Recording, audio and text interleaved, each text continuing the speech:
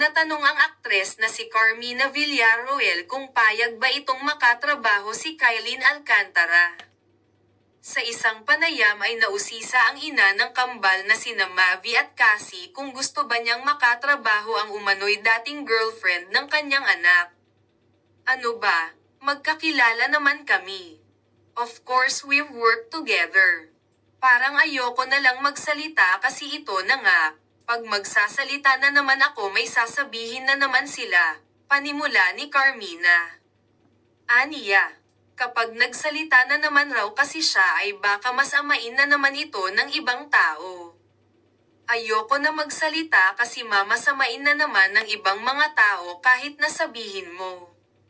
I wish her well, or may sabihin kang maganda. Sasabihin nila plastic," dagdag pa ni Carmina. Sa tanong kung willing ba siyang makatrabaho ang dalaga sakaling mag-cross ang landas nila ay payag naman daw siya. "Why not? Basta gusto ko na lang naman ng chill, ayoko na ng stress," say ni Carmina. Matatandaang marami ang bumatikos noon sa palibhasa lalaki, actress dahil sa umano'y pagiging pakialamera nito sa naging relasyon nina Mavi at Kylene. May mga lumabas pang ang chika na noong di umano'y naghiwalay na ang dalawa ay may mga naging patama raw si Carmina sa dalaga. Hindi naman ito kinumpirma ng aktres ngunit sa kabila nito ay marami pa rin ang nag-relate ng mga posts niya kay Kylene.